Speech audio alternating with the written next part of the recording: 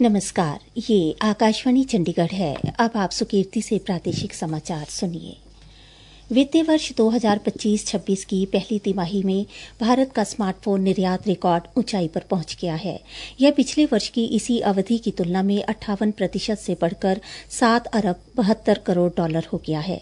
प्राप्त आंकड़ों के अनुसार इस बढ़त में सर्वाधिक योगदान एप्पल का रहा है, जिसने अपनी अनुबंधित निर्माताओं के माध्यम से 6 अरब डॉलर मूल्य के आईफोन निर्यात किए। केंद्रीय सहकारिता राज्य मंत्री एवं फरीदाबाद के सांसद कृष्णपाल गुर्जर ने कल शाम गांव बड़खल स्थित कुम्हार वाली पुलिया के पास करोड़ों रुपए की लागत से शुरू होने वाले विभिन्न विकास कार्यों का विधिवत शिलान्यास किया। इस अवसर पर अपने संबोधन में श्री कृष्णपाल गुर्जर ने कहा, आज बहुत खुशी का दिन है कि लंबे अंतराल के बाद भाकरी और 17 नंबर चुंगी के बीच में जो समस्याएं थी वो हमारे भाई धनेश अदलखा जी के प्रयास से, भाई जगत जी के प्रयास से और मेयर साहब के आशीर्वाद से आज उन समस्याओं का समाधान होने जा रहा है। लगभग 8 करोड़ के गांव का या तो आज उद्घाटन है या शिलान्यास है। 2 करोड़ 15 लाख की लागत से भाकरी से लेके 17 नंबर चुंगी तक आरएनसी की सड़क बनाने का काम आज हमने शुरू किया है।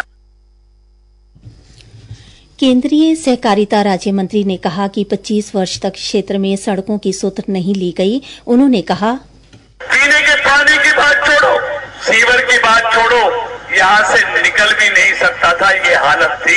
मैं किसी की आलोचना नहीं कर रहा, लेकिन उन लोगों को आत्मचिंतन करना चाहिए जो 25 साल तक इस क्षेत्र से विधायक रहे, 10 साल मंत्री रहे, जो अपने गांव का भला नहीं कर सका, वो इलाके का भला क्या करेगा।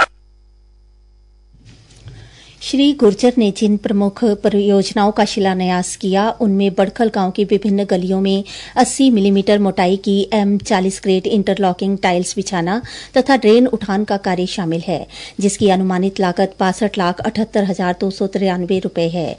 इसके साथ ही कुम्हार वाली पुलिया से बड़खल मेन गेट तक RMC M40 ग्रेड कंक्रीट सड़क निर्माण का कार्य भी शुरू किया गया, जिसके निर्माण पर 1,04,96,000 रुपए से अधिक लागत आएगी।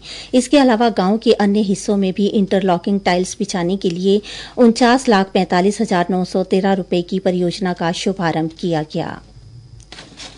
श्री कृष्णपाल गुर्जर ने कहा कि यह विकास कार्य क्षेत्र की मूलभूत सुविधाओं को बेहतर बनाने की दिशा में एक महत्वपूर्ण कदम है।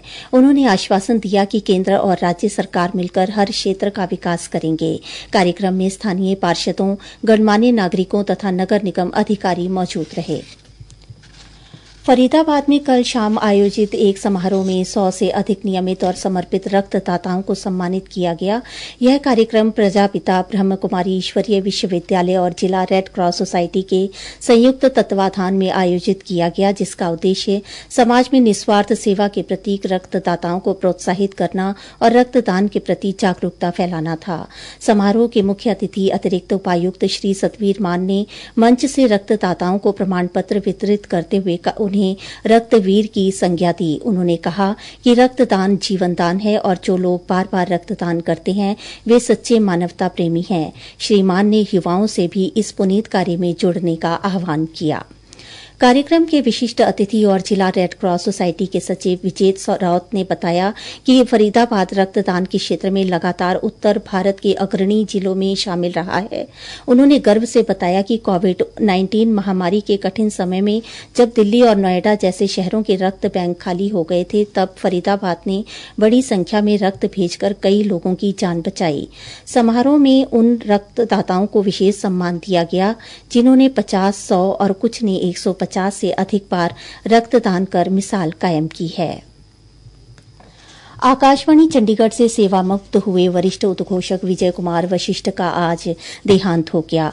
लगभग 80 वर्षीय विजय कुमार वशिष्ठ ने 1971 में आकाशवाणी के चंडीगढ़ केंद्र से उद्घोषक के तौर पर सरकारी सेवा शुरू की थी और 2005 में सेवा मुक्त हुए। प्रादेशिक समाचार समाप्त हुए।